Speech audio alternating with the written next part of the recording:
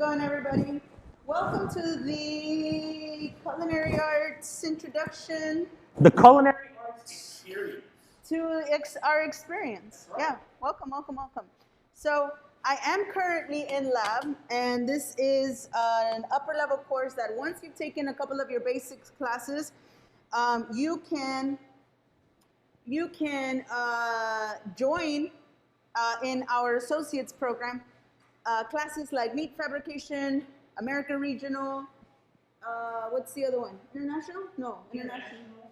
Yeah, international. And so today, my American regional class, this is where we travel all around the US to talk about regional cuisines. And today we are in California. So, you guys want to hang loose with us? Next week, we will be in Hawaii. And I think the weather's going to reflect that. So, what we have today is 2 tastings. Okay? We have some beautiful oysters from Galveston, Port of Galveston. And one of the things that we want to emphasize in these classes is product knowledge. Okay?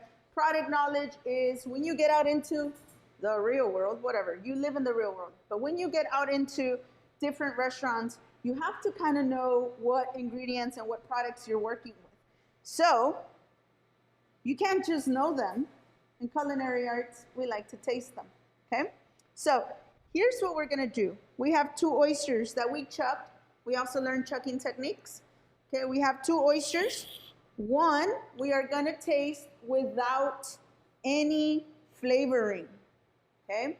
I know when you go out with your parents in a Mexican restaurant, you get a little bit of oysters, and you get the Valentina sauce, and you also get, what is that? The Tabasco and the crackers and limoncito, all that good stuff. But today we are going to do the second oyster. We're going to do a Tabasco, a little bit of horseradish. We're going to chase it down with some pretzels. And we have some Meyer lemons, okay? Again, we have to understand how to elevate our ingredient.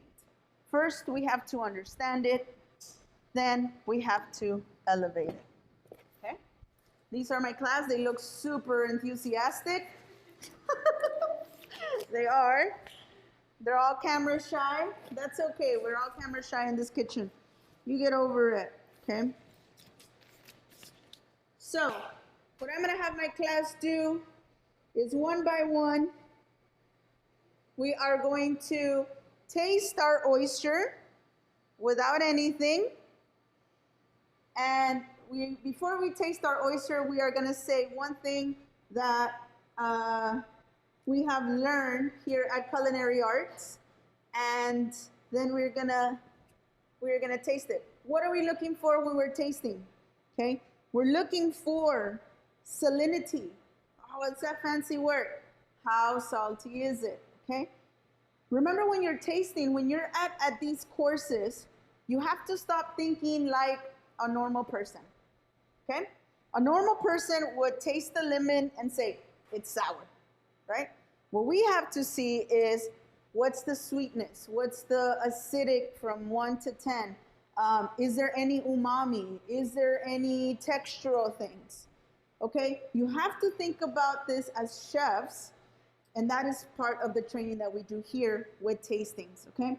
Right now, we are trying to get the taste of the oyster before we manipulate anything else. Once we add all these strong flavors, we're not gonna taste this. So we need to understand what this is and taste it to its full potential. We're looking for, again, the saltiness of the brine. If you notice, Chef, can I get a little zoom here? Yeah. Woo! Love when he gets in that zoom shot. Yes. You know, people think that aliens live in space. Nah, man, they're in the ocean. They're in the ocean. Look at this guy. So there is all this body. I can't really say this is the head, this is the heart, because this is a completely different creature, okay? But what I can say is all that nice juice that's there, that is, we don't want to lose that. That is money. That is the gold. Okay. So what we're looking for is the saltiness of the brine. We're trying to understand the sweetness of the brine that's in there. There is sweetness, and we have to understand the texture. I know this is difficult for people with textural issues. That's my entire class right now. They're freaking out. They're like, oh, it's going to feel weird in the mouth. Yes, it's going to feel really weird in the mouth. You're only going to chew it once, okay? You're going to chew it once, then you're going to swallow. Everything should be felt in the lip, okay? So I'll demonstrate because I love it.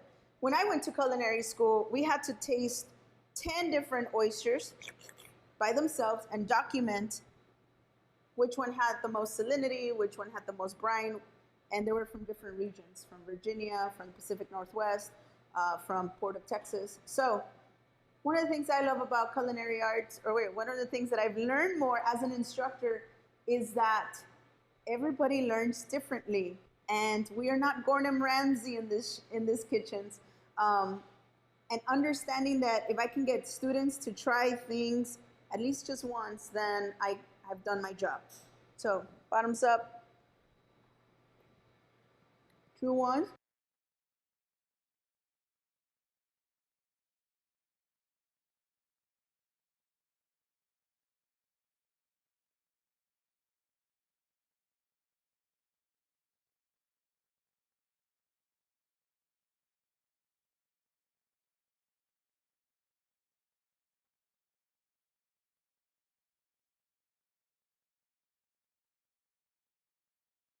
Again, it's up to you.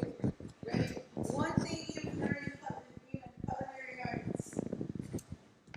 Well, chef, as you can see, I don't know. I learned a lot of recipes. A lot of recipes. A lot of recipes. I never taste that recipe, so for me, it's so excited to be here, and that experience is pretty good.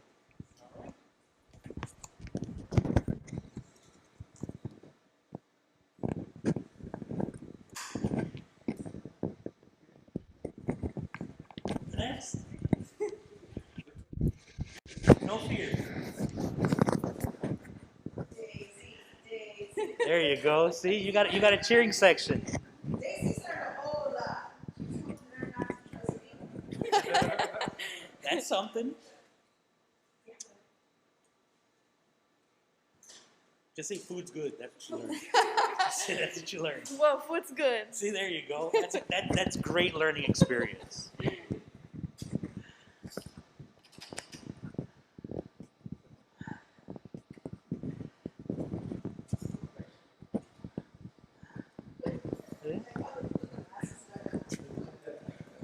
You're a star.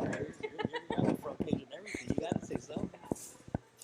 I learned how to cook in very high heat Okay. temperatures. Very high heat temperatures. That's good. All right.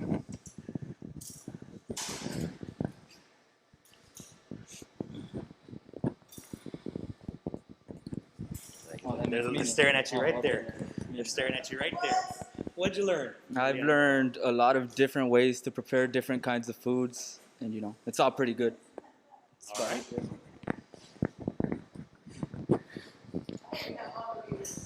I'm telling you. So, Julian, don't get it on your mask. No. I mean, it's really juicy. It's pretty hard to not. How was that? Pretty good. All right. You're never going to stop learning in the culinary world. It's infinite. That's right. Never stop learning.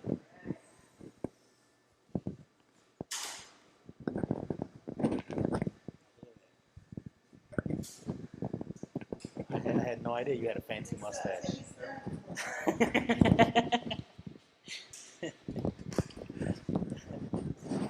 All right. No, it doesn't reach perfect. But there's somebody here. I'm not just holding my arm out for nobody. Not all food is bad. Not all food is bad. There's some good stuff. It might even surprise you, right? Yes. It might even surprise you. Oysters might even surprise you. Raisins? There's no space for raisins.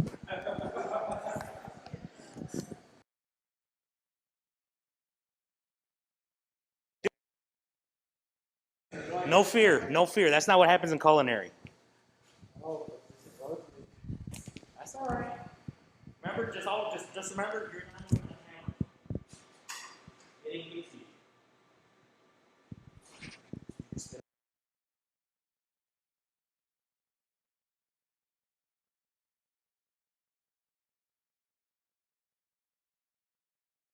Not to be on camera. You better. Oh.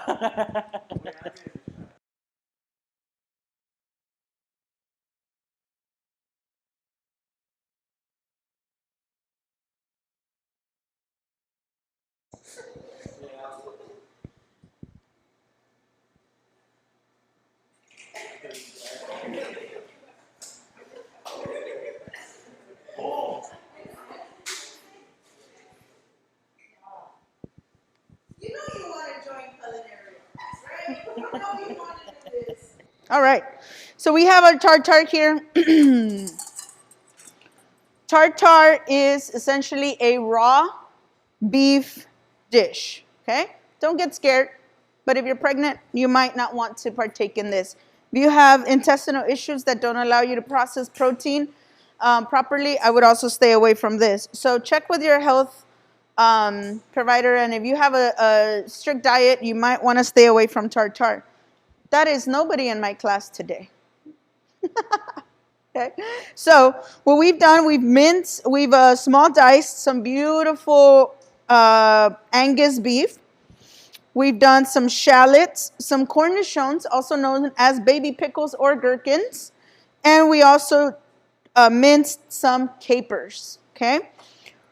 What we want to do is we want to make similar like a ceviche. A ceviche, your acid cooks the protein, right? That's what it makes. That's how you can eat raw shrimp or raw fish. We have a similar sauce, but it's made with balsamic vinegar, mustard, honey, and Worcestershire sauce. So all those flavors, all those elements have alkalized acid of 5 or more. What that means is that is gonna slowly cook your meat similar to a ceviche. So what we have now, we're just gonna mix everything. We have our sauce here. Yum, yum, yum. Gonna add all my pickles, my cornichons, and my capers. I said pickles and cornichons, and they're the same thing. Now we're gonna add our meat. To this, I could add a little bit of salt. Everyone at home's like, a little? Yes, that's a chef pinch. I saw these, this weekend I saw these tablespoons that said, instead of the teaspoon and tablespoon and half, it said a dash, something, a pinch, a little extra. They didn't have measurements, and I was like, I want those. I want those. Okay, so now I'm just gonna mix my meat here. This is a beautiful summer dish. It is fancy. It'll wow your guests.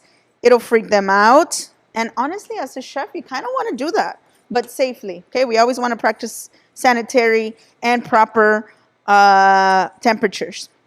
This stuff was in the fridge until it got pulled out to go right now. You want to serve this stuff nice and cold. You want to serve this with maybe a rosé, a sparkling red. If you're into beers, you want to serve it with a nice medium hopped beer, kind of like a Stella Artois, something like that. Okay, you want to also think about pairings. So, the most classic way to serve a beef tartare.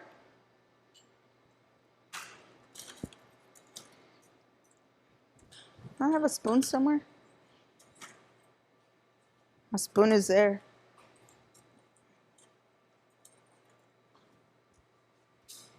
Thanks. Whoop. I've had bison beef tartare. You can do this with other different types of protein.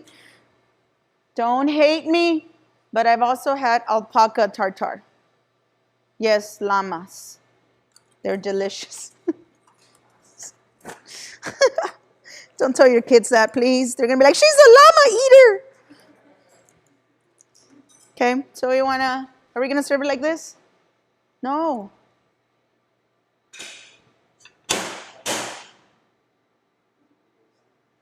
Oh my gosh. Look at that gorgeousness. Okay, remember, when we are plating something classic, like a beef tartare, it's all about looks. We're in California. It's all about looks in California, right?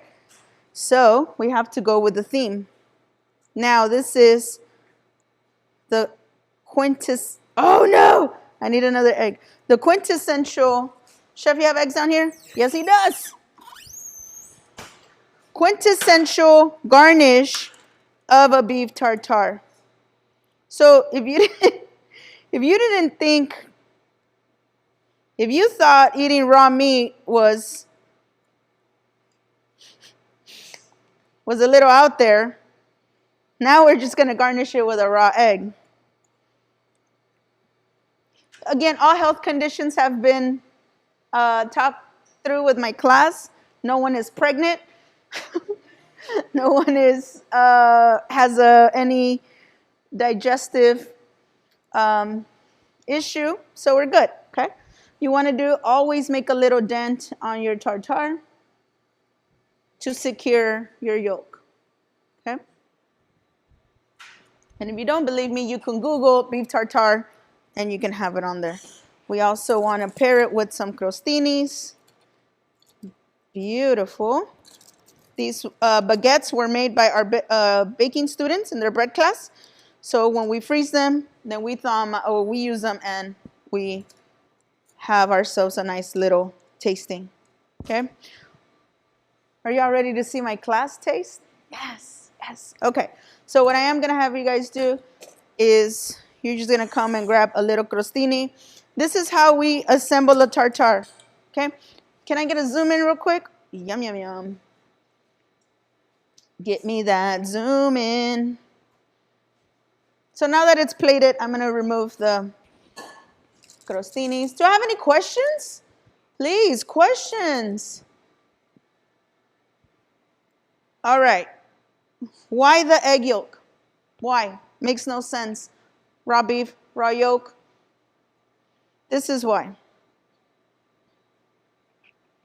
Oh my gosh. It's like a lava cake from...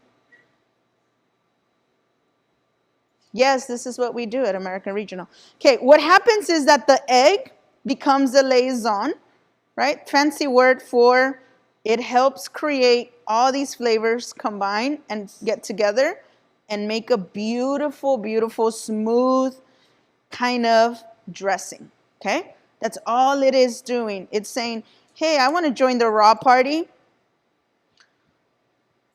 Like Lady Gaga, raw, raw, raw. No, I feel like we should be playing that song.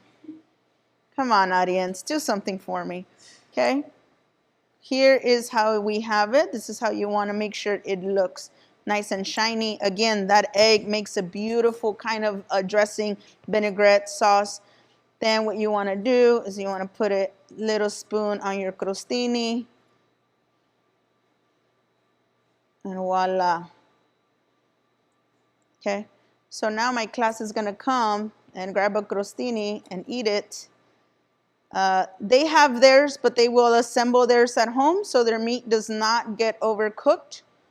But we are going to, again, do the tasting here. And what we like to do in this class specifically is taste. And we have a small reflection right before we leave about what we thought about the lab, what was scary, what were some of our thoughts. And we try to do that almost every lab just to get a consensus on flavors, conclusions on techniques, and where we can improve or where we thought we could, change things up, okay? So do you want to come and grab crostini. Yes, go. Grab and go. Just slowly at a time. Thank you. You can go ahead and eat it. Taste it. Don't be scared. Chef, I'm scared. It's perfectly okay to be scared. You still kind of have to go through it though. But you can be scared while going through it. There's no problem in that.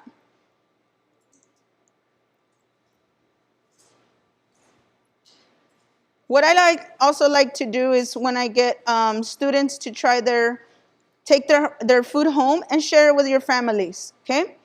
When's the last time your mom ate raw meat? Yeah, right. She would be like, me voy a enfermar. ¿Tú me quieres enfermar? ¿Tú me quieres enfermar? Right? Your parents would never. They would be like, esa chef está loca. Esa chef no está haciendo el trabajo bien. Right? Dora. See, Dora's like, me voy a enfermar. Like, she's like, I'm pregnant. And then she's like, I'm not. I just don't want to taste it. All right, here, take Pablo one, too. Pablo's got to try it. All right, what are we thinking? Nobody ran away. So what do you think? Can you taste the egg? No. What do we taste? Say it out loud. Vinegar. Yeah. The acid, right? Lots of acid. Whoa. That's pretty good. That was really good. Did you catch that genuine? That was genuine. I'm not like for the camera like. Oh yeah, I surprise myself all the time.